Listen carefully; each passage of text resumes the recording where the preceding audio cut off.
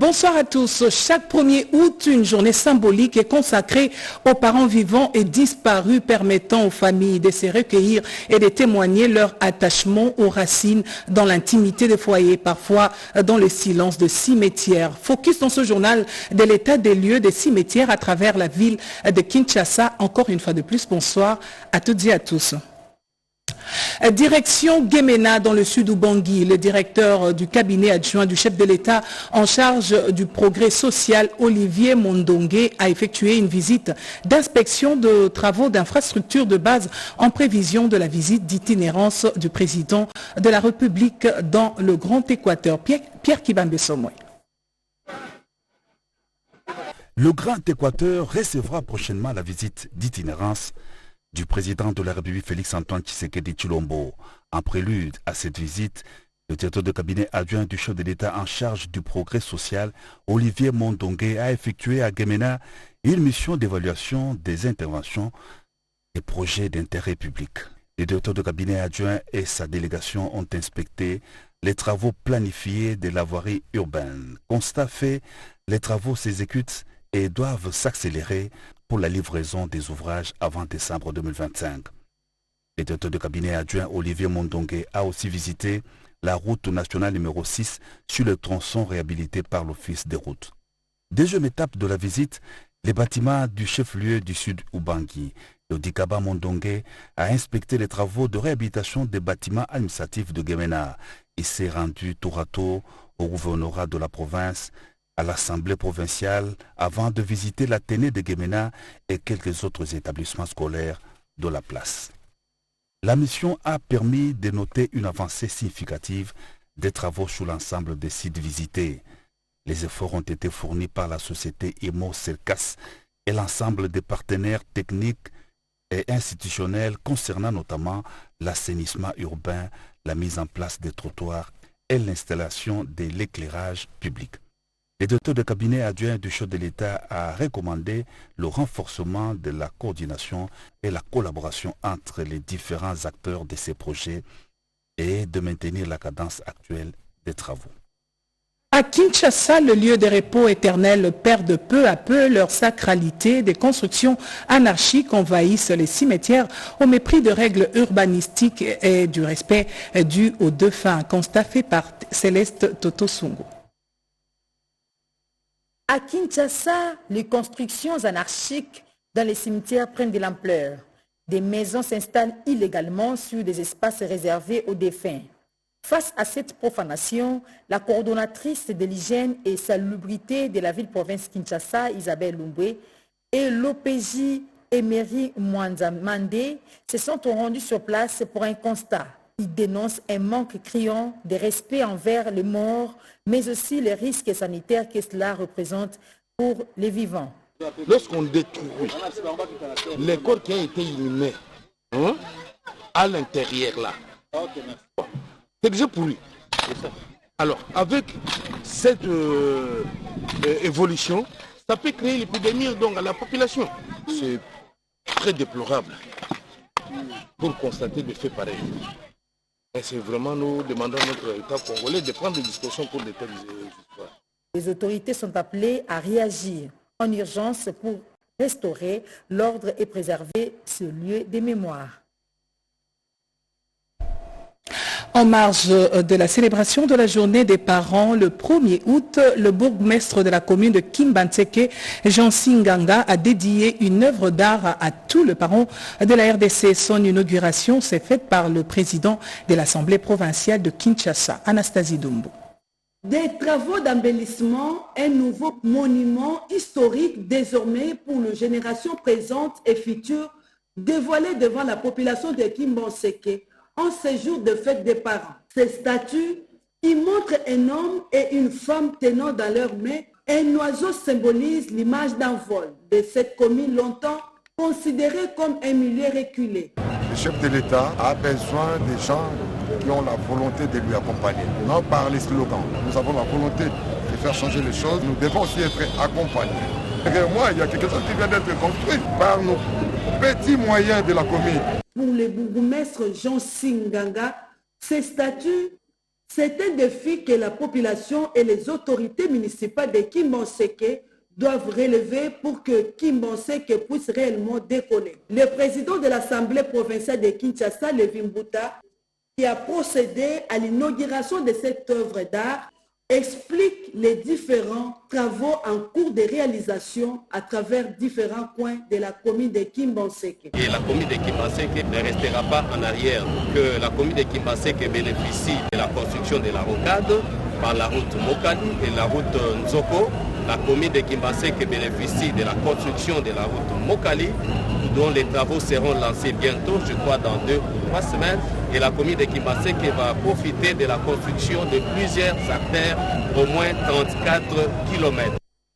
Changeons carrément de chapitre. Après la promulgation de la loi sur l'aménagement du territoire par le chef de l'État, l'heure est à la remise officielle de ces documents aux différentes structures concernées par le ministre des tutelles, Guy Luandomboyo. Yvette Makontima, reportage. C'est une loi qui redéfinit désormais l'occupation, la planification et l'utilisation de l'espace physique sur l'ensemble du territoire national. La nouvelle loi sur l'aménagement du territoire, promulguée récemment par le chef de l'État, a été remise officiellement à l'administration du secrétariat général à l'aménagement du territoire par le ministre d'État, ministre de l'aménagement du territoire, Guy Luandomboyo. D'une manière unanime, les participants à cette cérémonie solennelle ont exprimé à travers les ministres d'État leur gratitude au chef de l'État pour sa clairvoyance dans les réformes engagées dans ces secteurs. La loi numéro 25/045 du 11 juillet 2025 relative à l'aménagement du territoire, c'est cette innovation majeure qui vient combler un vide juridique qu'on avait dans notre pays depuis 1957, à savoir de tous les pays d'un cadre normatif sur les matières liées à l'aménagement du territoire.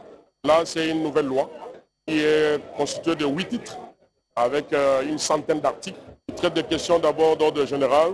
Cet engagement a été salué également par l'administration en tant que gardienne des textes et les représentants de la société civile chargés de l'environnement et de l'aménagement du territoire. Cet instrument stratégique de gouvernance sectorielle induit un changement des paradigmes comme quoi tout projet d'infrastructure ou toute utilisation de l'espace physique devra impérativement obtenir un avis de conformité en application de nouvelles dispositions légales. Dans le secteur de l'urbanisme, le ministre délégué Tengue Telito a échangé avec la police nationale congolaise, les bourgmestres ainsi que les délégués de certains ministres autour du plan d'assainissement de la ville-province Kinshasa. D'autres détails avec Luisette Nsakala et J.R. Kabamba.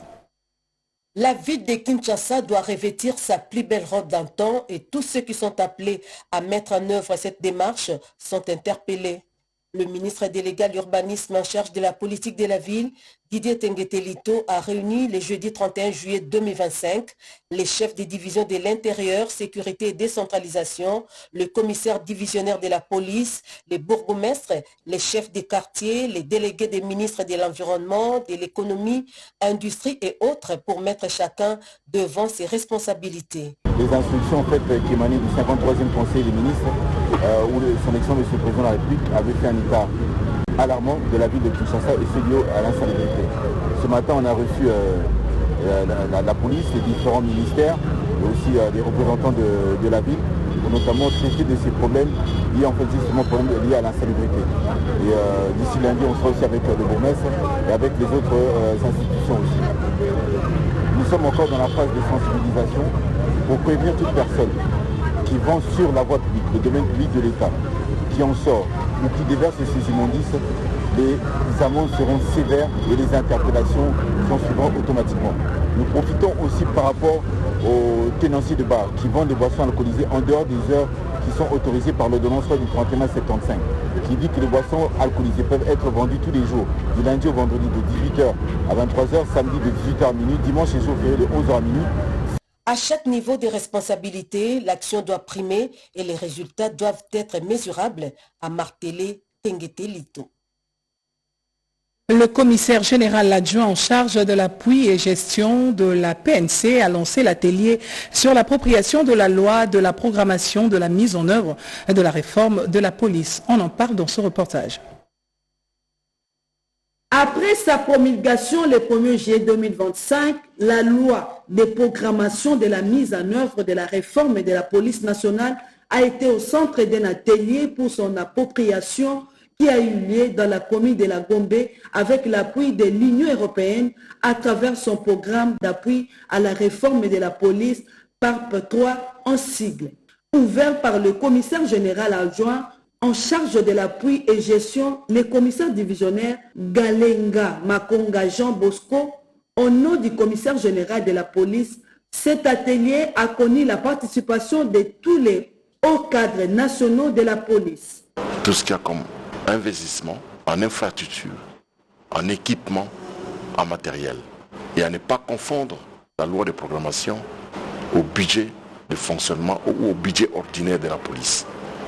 Le budget ordinaire de la police comprend le fonctionnement et la rémunération. Mais la loi de programmation est axée beaucoup plus sur les investissements, ce dont nous avons besoin pour rendre la police professionnelle et fournir un travail de qualité à la satisfaction de la population. Le jeudi 31 juillet, les rideaux vont se refermer sur les assises en présence de la représentante de l'Union européenne. À cap sur la province de l'Ituri, le député provincial élu de la ville de Bunia, l'honorable Pelé Kachwara, appelle l'État à assumer plutôt pleinement sa responsabilité dans la sécurisation de la population et de ses biens. Le point avec Sélémani Junior. La fusillade survenue dans la soirée de ce mercredi faisant 3 morts et 14 blessés sur une terrasse du quartier Yambiyeya en ville de Bunia, perpétrée par des hommes armés non identifiés, remet sur la table la question de la sécurisation du chef-lieu de l'Ituri face à cette recrudescence de l'insécurité. Le député provincial de la ville de Bunia, l'honorable Pelé Kachwara, appelle à la prise de conscience des autorités légalement établies. Je demande d'abord aux services chargés de la défense de cette question, de donner la paix aux citoyens. Et je demanderai aussi aux citoyens, surtout de la ville de Bunia, de concourir, de participer. Si on voit des hommes mal intentionnés, déjà suspects, d'alerter les services, la population iturienne, la population de la ville de Bunia, puissent concourir pour leur sécurité. Parce que la première personne à assurer sa sécurité, c'est la personne. Dans une communication à la presse, le commandant de la police de la ville de Bunia, le commissaire supérieur Abeli Mwangou, invite la population à redoubler de vigilance et à collaborer étroitement avec les services de sécurité. À l'heure actuelle, les blessés sont internés dans une structure médicale locale afin de recevoir des soins appropriés. Une enquête judiciaire a été ouverte pour retrouver les auteurs de cet acte criminel. L'Alliance des Congolais indépendants a organisé une marche de soutien indéfectible au président de la République, doublée d'un congrès organisé dans le territoire d'Ilebo. Nous sommes là dans le Kasaï. Le territoire d'Ilebo a connu une véritable sensibilisation de la population suite à l'accord entre la RDC et le Rwanda pour la paix durable et efficace. Cette marche pacifique sur différentes artères de ce territoire du Kasaï avait également pour optique de soutenir la diplomatie agissante du chef de l'État, Félix Antoine Tshisekedi Tshilombo. Militant et sympathisant de l'Alliance des Congolais indépendants, formation politique chère au député national honoraire Manjouanja Mayembe La Jeunesse et membre de l'Union Sacrée, voulait marquer de façon positive cette marche de sensibilisation. Ils en ont profité pour mettre en lumière les bases du 2e congrès annuel de l'ACI dans le secteur du Sud-Banga au territoire de Ilebo. ACI réitère sa loyauté à notre famille politique, Union sacrée de la nation et à l'autorité de référence, son Excellence Félix Antoine Tshisekedi Tshilombo. ACI remercie tous les délégués et membres venus partout à travers le pays pour participer au 2e congrès ordinaire qui coïncide avec le 4e anniversaire de notre cher et beau parti. D'importantes orientations ont été dévoilées pour que chaque ménage apporte son soutien au président de la République, garant du bon fonctionnement des institutions via les actions de terrain menées par l'ACI. À la suite du meurtre d'un chef de groupement de Bakwa-Luemboa dans les secteurs de Bapende, territoire de Chikapa, dans le Kasaï, le gouverneur Crispin Mukendi s'est rendu sur le lieu pour en savoir un peu plus, aussi adresser un message de paix et de cohabitation pacifique. Plusieurs maisons et fermes incendiées dans la localité de Kibulungu, dans le groupement Bakwalemba, environ 15 km de la ville de Chikapa, chef-lieu de la province du Kasaï, après le meurtre du chef du village Kibulungu Kalunga qui a été poignardé par son rival qui l'entretenait un conflit de leadership depuis 2 années. Préoccupé profondément par cette situation, le gouverneur de la province du Kasaï, Maître Crispin Mukendi Bukasa, s'est rendu sur ces villages pour s'enquérir de la situation.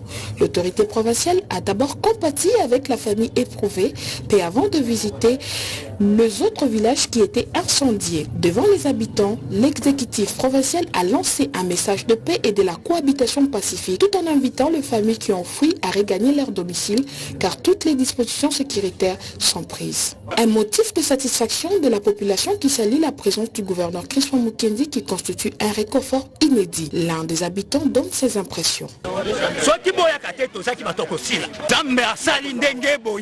C'est-à-dire le gouverneur n'a mis un souci à Bananaye. Signalons que des enquêtes sont ouvertes afin que la vérité soit établie et que les responsables de ces actes ignobles répondent devant la justice. Suivons à présent cette cérémonie de remise des cartes biométriques aux agents et cadres du ministère provincial de la Santé du Haut-Katanga. La cérémonie s'est déroulée à l'école de santé publique.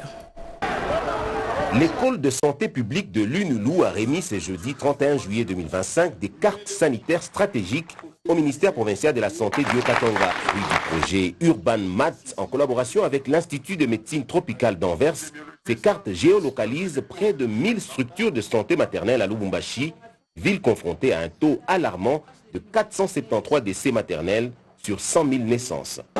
La carte sanitaire, c'est un outil qui permet de faire les distributions des structures de santé sur une map, sur une carte, géographiquement, comment ça se présente. Son importance, ça nous permet de voir, où se trouvent les structures sanitaires. 2, quelle est la distance entre 2 structures sanitaires. Et 3, combien de temps qu'il faut pour atteindre les structures sanitaires. Et même les conditions géographiques, ça peut aussi donner. Cette carte peut vous dire que cette maternité est trop loin. Si la femme est en train de saigner, le temps de l'amener là-bas risque de mourir, choisissez la maternité qui est proche. Donc ça peut diminuer. C'est la recherche appliquée. On a identifié, on a mis une équipe sur place, conduite par mon collègue Abel. Ils sont allés sur terrain. On a prélevé les données géospatiales et puis on les a produites. Le code santé, c'est lui-même responsable technique et scientifique de cette recherche. C'est ça son rôle. Un atelier technique a lancé la phase 2 du projet Urban Mat, visant un suivi prospectif des ruptures dans les services de santé maternelle. La base des données complète, bientôt accessible au public, promet d'irriguer toute la recherche sur les systèmes de santé urbains en Afrique subsaharienne.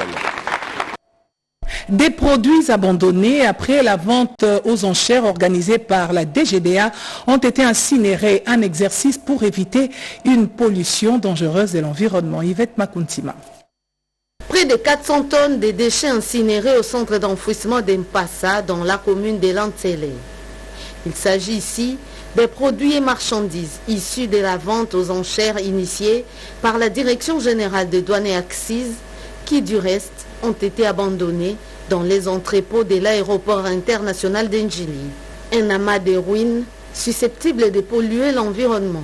Nous avons eu pratiquement 12 000 kilos de vivres frais qui sont passés dans le centre d'enfouissement. Donc on a dû détruire cette marchandise par enfouissement. Nous avons eu de la viande, du poisson, des sauces, parce que cette viande pratiquement s'est abîmée depuis plusieurs mois et il a fallu que la DGDA puisse venir s'impliquer dans cela parce que les importateurs ont pratiquement ne se sont plus présentés.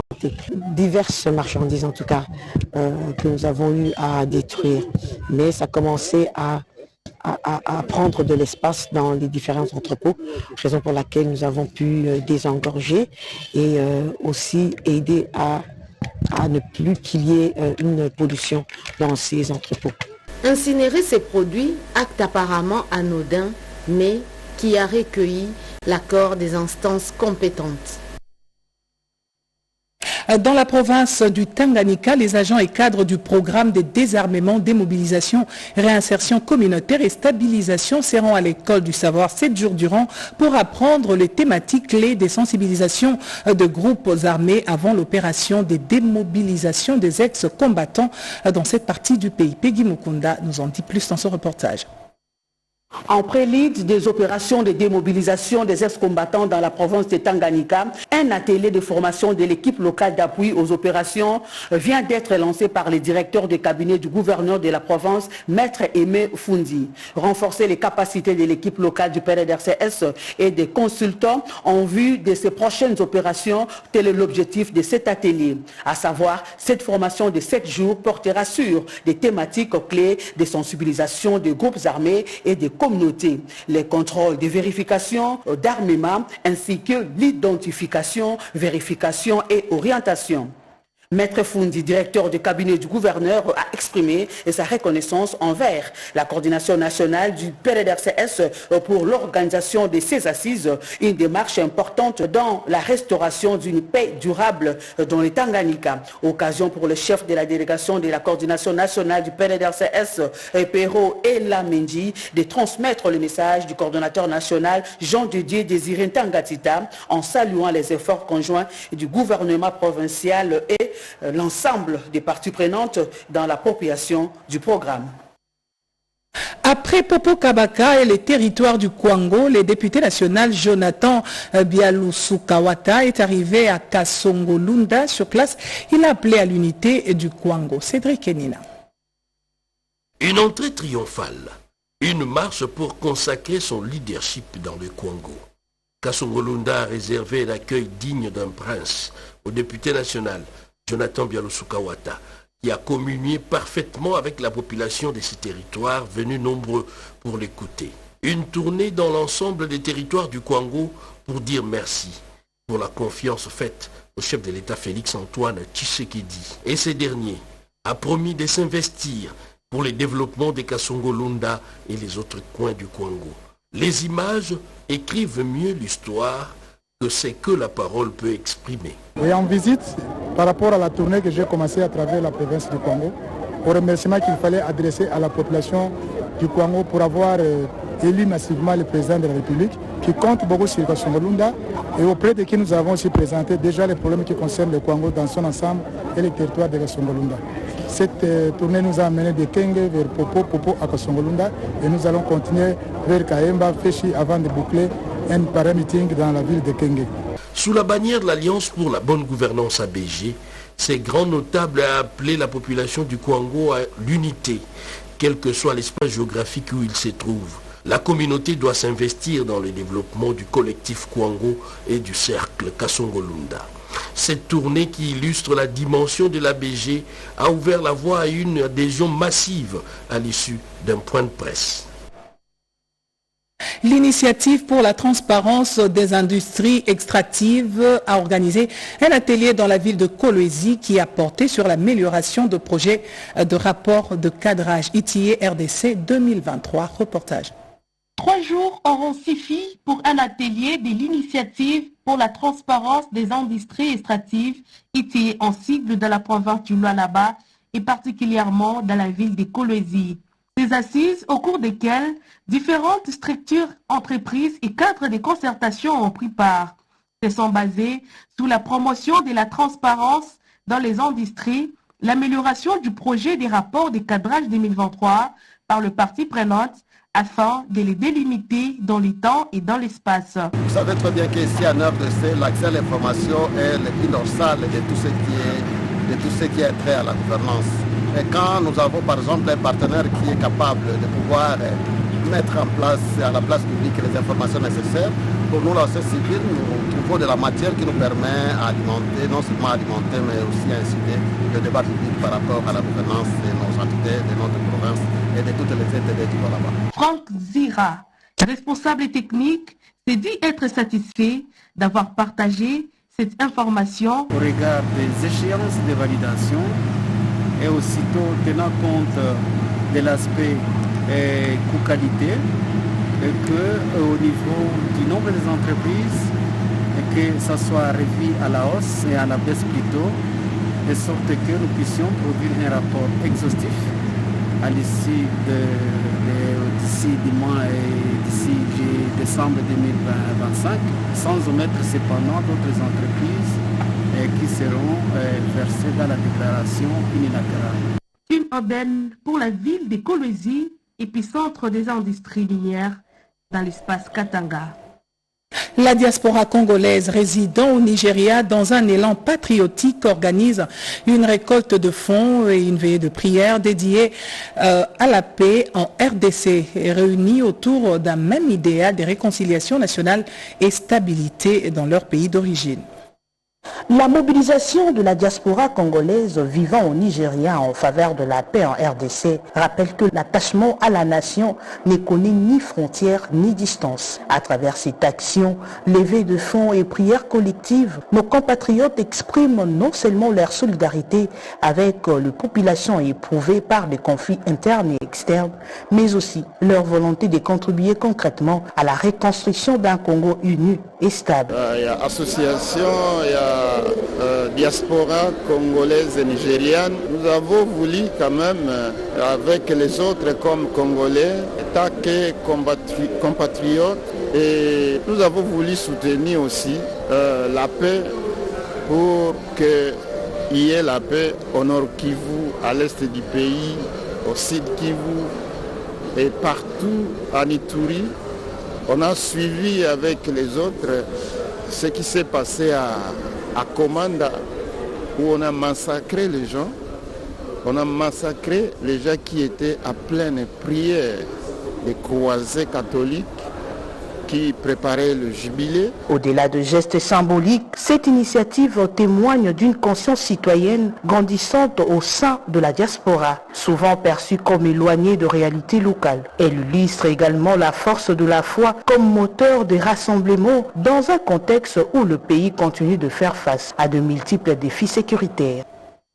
L'éducation est une priorité partagée dans le Bas-Ouélé. Le gouverneur appelle à un engagement collectif pour soutenir les enfants à travers des bourses d'études. Un élan de solidarité concrétisé par la sénatrice Carole Aguito Amela avec la prise en charge des frais des examens d'État 2025. Patricia Ongu, reportage.